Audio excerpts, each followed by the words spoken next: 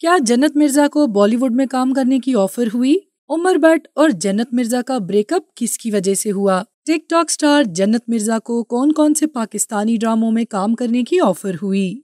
मैं अपने आप को छुपा के रखती हूँ, अपने अंदर रखती हूँ। जन्नत बहुत ज्यादा जापान क्यों जाती हैं? जन्नत अपने पैसे ज्यादा किस चीज पर खर्च करती हैं? जन्नत मिर्जा अपनी बहनों पे गुस्सा क्यों करती हैं? उन्होंने अपना रूम अपनी बहनों के रूम से अलग क्यों करवाया? जन्नत मिर्जा घर में अपने पापा के कपड़े क्यों पहनती हैं? फेम मिलने में जन्नत को कितना टाइम लगा? ऐसे ही मजीद हकायक जानने के लिए ये वीडियो आखिर तक देखें। जन्नत मिर्जा का एक वीडियो क्लिप वायरल हुआ है जिसमें उन्होंने इंकिशाफ किया है कि उन्हें बॉलीवुड में काम करने की ऑफर हुई थी, लेकिन उन्होंने इस ऑफर को रिजेक्ट कर दिया था।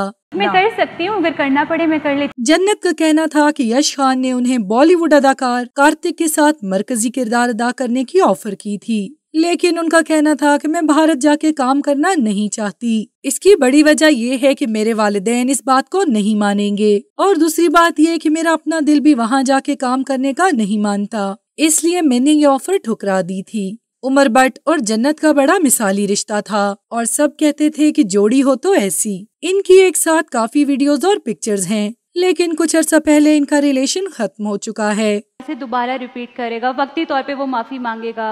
उमर ने इंस्टाग्राम पे स्टोरी लगाई और कहा कि अब हम दोनों एक साथ नहीं हैं और ये हमारा म्यूचुअल डिसीजन है। इस पे जन्नत भी खामोश नहीं रही। उन्होंने कहा कि उमर ने ये सब कुछ कुर्बान कर दिया जो हमने मिलकर सोचा था। दरअसल इस सब के पीछे कोई और लड़की है। मैंने अपनी मोहब्बत की वजह से उमर पे कभी शक नहीं किया। ये पब्लिसिटी स्टंट नहीं है। अब मैं उसे अपना दिल दोबारा तोड़ने की इजाजत नहीं दूंगी। उसके अलावा जन्नत का कहना था कि मेरे मामू, कजन्स और बाकी फैमिली जापान में होती है, जिसकी वजह से मैं अक्सर वहाँ जाती हूँ और मेरा वक्त वहाँ अच्छा गुजरता है। वहाँ पे मामू रहते हैं, कजन्स, खाला, फैमिली है वहाँ पे। जन्नत ने मजीद इंकिशाफ किया कि उन्हें ड्रामा सीरियल परिजाद और हम कहाँ के सच्चे थे में रोल की ऑफर हुई थी, लेकिन जापान में होने की वजह से वो रोल नहीं कर सकी, जिसका उनको इंतहाई दुख है क्योंकि वो दोनों ही बहुत अच्छे रोल थे। उस वक्त कोविड भी था, इसलिए ज्यादा ट्रैवलिंग भी अलाउड नहीं थी। जन्नत का कहना है कि टिकटॉक को भी यूट्यूब की तरह मोनेटाइजेशन की पॉलिसी बनानी चाहिए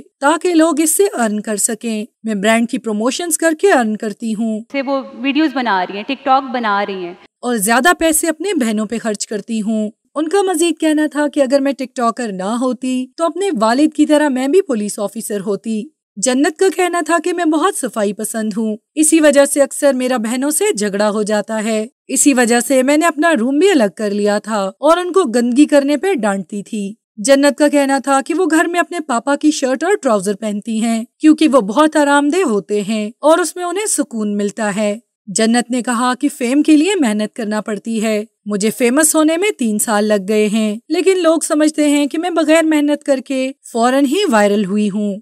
जन्नत का मजीद कहना था कि जब उनकी वीडियो पर मिलियन व्यूज आए तो उनकी आंखें भीग गई थी और उन्होंने रोना शुरू कर दिया था।